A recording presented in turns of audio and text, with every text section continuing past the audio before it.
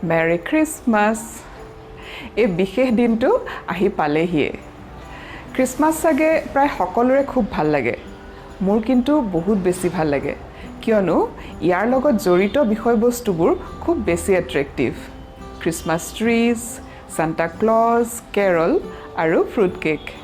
ইয়াৰ ভিতৰত ক্ৰিছমাছত বনোৱা traditional fruit কেকটো মোৰ বহুত বেছি ভাল লাগে মোৰ বহুত প্ৰিয় সেয়ে এবাৰ মই নিজে ঘৰতে চেষ্টা কৰিছিলোঁ দেখিবলৈ কেনেকুৱা হৈছে ক'ব পৰা নাই কিন্তু খাবলৈ বহুত টেষ্টি হৈছিল ট্ৰেডিশ্যনেল ক্ৰিছমাছ কেক এটা বনাবৰ কাৰণে বহুতখিনি ড্ৰাই ফ্ৰুটছৰ দৰকাৰ হয় সকলো ড্ৰাই ফ্ৰুটছে ইয়াত ব্যৱহাৰ কৰিব পাৰে মই কেৱল কিচমিচ খেজুৰ আৰু চেৰি ব্যৱহাৰ কৰিছোঁ যিহেতু এইটো ট্ৰেডিশ্যনেল ক্ৰিছমাছ কেক ইয়াত মই ড্ৰাই ফ্ৰুটছখিনি ডুবাই ৰাখিবৰ কাৰণে অলপমান ৰাম অৰ্থাৎ এলকহল ব্যৱহাৰ কৰিছোঁ ইয়াৰ সলনি অৰেঞ্জ জুচ বা কমলাৰ ৰসো ব্যৱহাৰ কৰিব পাৰে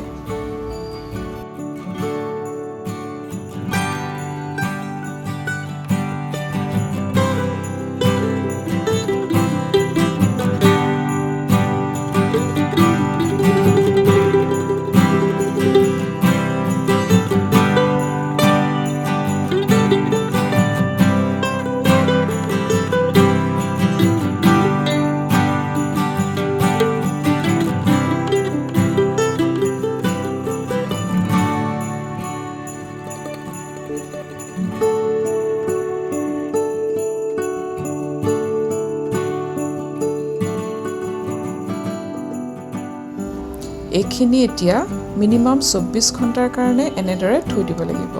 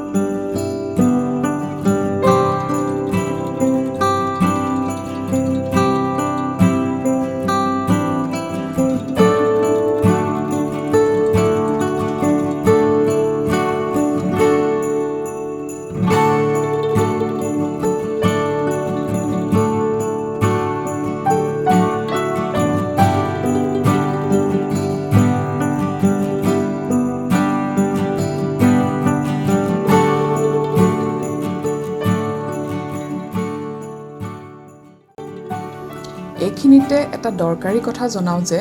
ফ্ৰুট কেকৰ বেটাৰখিনি নৰ্মেল কেকতকৈ অলপ টান হয়, কাৰণ নৰ্মেল কেকৰ দৰে ঢিলা হ'লে কেকটো হয়গৈ মানে ফ্ৰুটছখিনি তললৈ বহি যোৱাৰ চান্স থাকে। সেইকাৰণে ফ্ৰুটছ কেক বনালে এনেকুৱা ধৰণৰ